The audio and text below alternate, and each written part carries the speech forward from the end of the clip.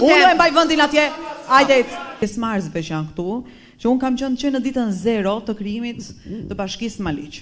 Bashkë me një grup të rinj në çdo fshat, në çdo njësi administrative, rrugët lëngonin. Qendrat shëndetësore, vetëm qendra shëndetësore nuk mund të quheshin. Atje ku njerëzit shkonin, trokisnin dhe quheshin komuna, por vetëm komuna për qytetarët nuk ishin. Dhe ky është një fakt i faktuar. Kam punuar, domethënë, si përgjegjëse e sektorit marrëdhënie publiku në zyrën me indales, Bashkia Maliq ishte model në pritjen e qytetarëve, në përcjellje dhe nuk kishte ndonjë qytetar që të vinte se ishte hënë, se ishte e martë dhe se ishte e premte që donte të kërkonte takim me kryetarin dhe t'i thuhej kryetari nuk pret se është ditën e njëjtë. Por sapo kryetari telefonoi dhe i thuaj kryetari është një qytetar poshtë po të pret, ngjite tani lart. Jo, të lutem zotri. Ju lutem vazhdoni. Po jo, do vazhdoj se kam kohën time unë dhe si që dëgjova të zotrin Luciano Boçin që erdhi këtu dhe na bëri politik, ashtu do kam edhe unë kohën time të bëj politik. Jo me emra, ju lutem.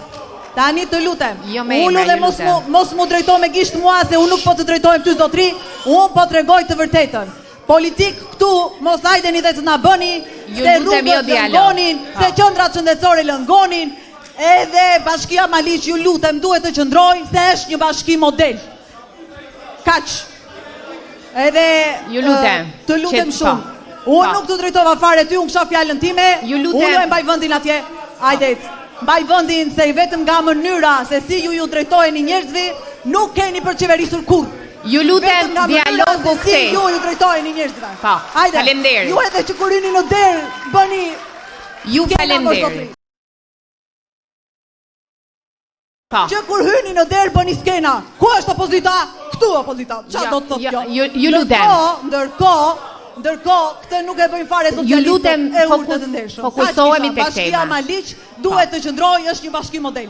Faleminderit. Ju faleminderit. Po. Zotria në qendër, ju lutem. Zotria në qendër. Zotria në qendër. Mirë. Le të tentojmë të jemi të fokusuar tek tema. Po. Përshëndetje të gjithëve. Unë quhem Guri Seferi, kryetari i shoqatës kombëtare avdetare kulturore Devolli. S'kam lidhje, jam pensionist, banoj në Tiranë, por duke u ndodhur me pushime në vendlindje, mora shkallë se dëgjova që do bëshë indigjes dhe marr pjesë sot. Mendimi im ose diskutimi im do jetë thjesht për të dhënë mendime për të ardhmen se si mund të funksionojë më mirë bashkit apo se një pushteti vendor.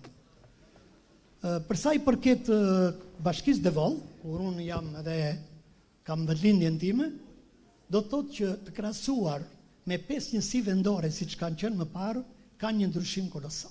Për vetë arsyet e veta që bashkia është përqendruar edhe me fuqipunë, me burime njerëzore, por edhe me mjete që s'kan pasur ish komunat, sot problemet zgjidhen më lehtë.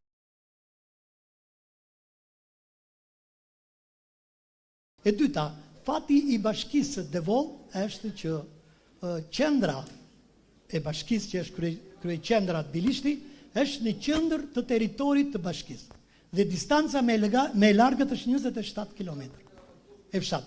Tashi, për sa i përket pjesës se si duhet të jetë, unë jam dakord edhe me parafolësit që Devolli duhet të vazhdojë të jetë bashkim vetë. Për shumë arsye.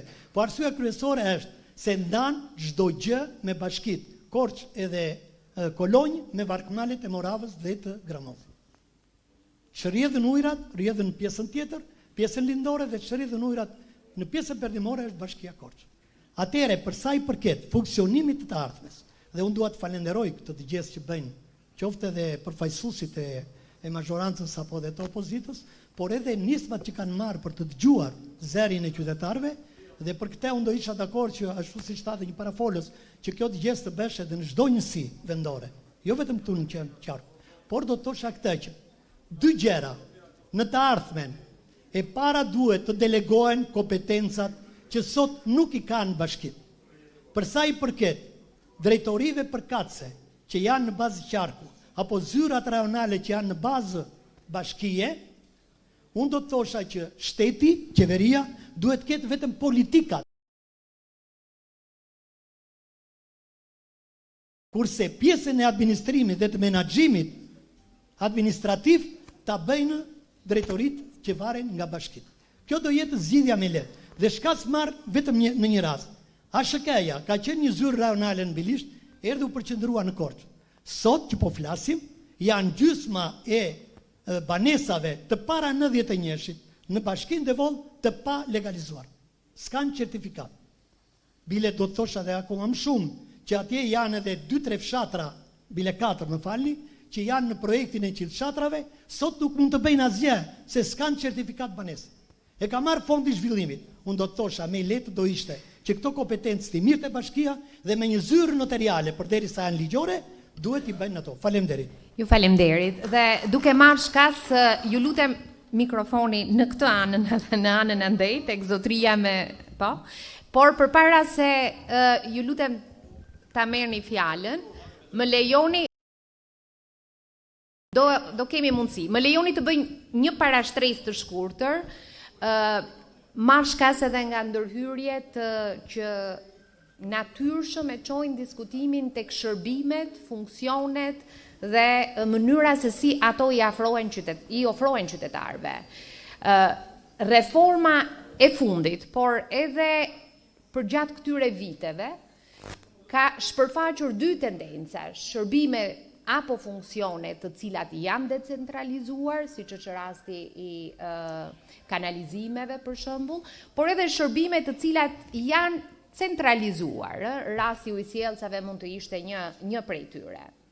Nëse mund të fokusohemi tek shërbimet publike, dhe të jemi vërtet specifik në ato funksione dhe në ato shërbime që ju gjykoni duhen ripar, qoftë nga forma e alokimit, në cili nivel të qeverisjes vendohen, alokohen, por njëkohësisht edhe nga mënyra se si ato organizohen, ka instrumenta inovativ, siç është bashkëpunimi ndërvendor. Besoj që komisioni është i interesuar të dëgjoj specifikisht për funksione, shërbime të caktuara, siç ishte rasti që zotria prezantoi. Ju lutem.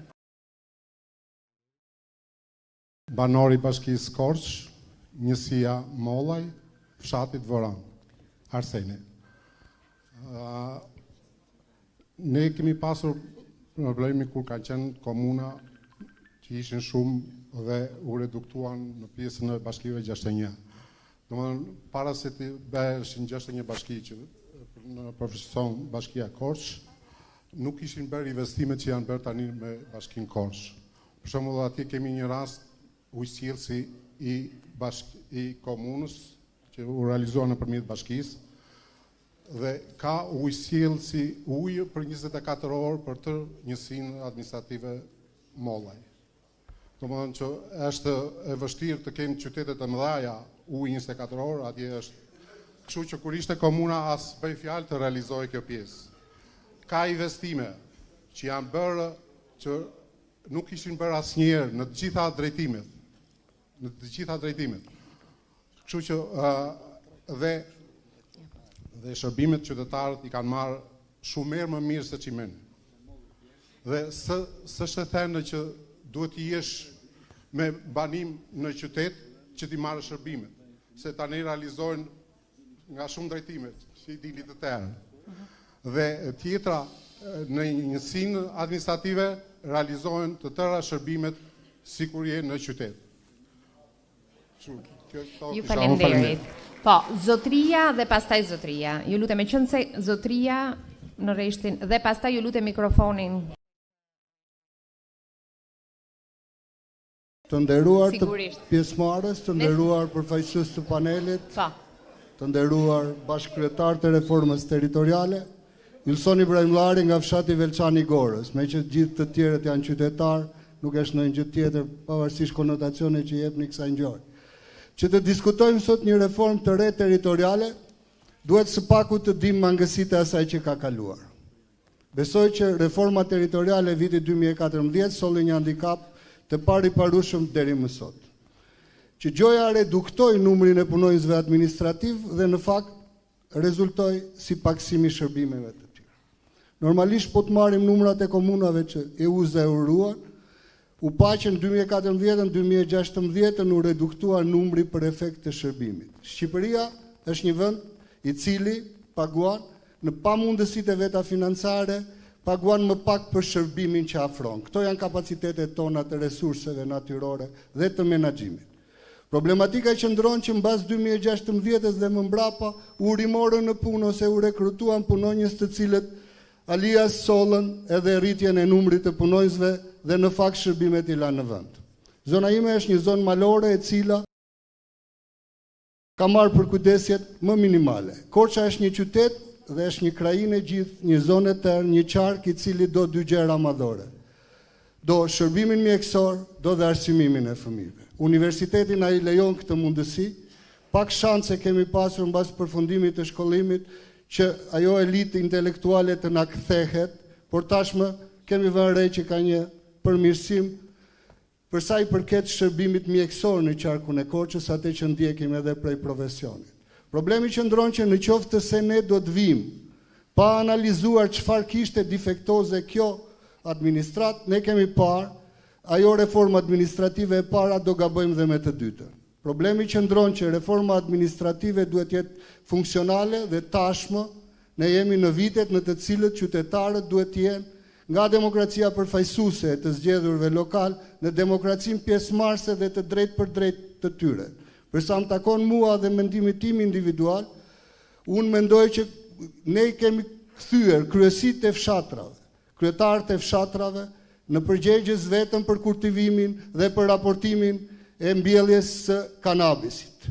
Unë mendoj që duhet ketë më shumë kompetenca, zotërinjtë dhe zonja që folën paraprakisht. Duhet të thonë këtu hapur një gjë që na vlen të gjithëve, që njësitë administrative janë kthyer vetëm në zyrë ku njerëzit qajnë dhe shfaqin ankesat, por në fakt zgjidhja ju vjen nga bashkitë qendrore. Nuk ka një njësi administrative e cila nuk funksionon sot për hir të vërtetës, as me një numër protokolli të veçantë nga Bashkia Qendrore. Por thuhet drejtoi unë i Bashkisë Qendrore për arsye se ne njësitë administrative këto kompetenca kemi. Edhe më përpara në efekt komunëve nuk kishim urbanistë të mirëfillt në njësitë administrative apo ish komunat. Por kjo reformë nuk na solli neve ato pritshmërit që kishim. Për sa i përket entitetit, ne kemi të ndara gjërat. Malësia e Korçës bën Krushqit me Mokrën, me Gorën, me Kolonjën, mbaruam dhe ne e dimë entitetin. Për sa më takon mua dhe mendimin tim, Bashkia e Maliqit duhet të ekzistojë, duhet të përmirësojë shërbimet, duhet të japi valenca qytetarëve. Faleminderit.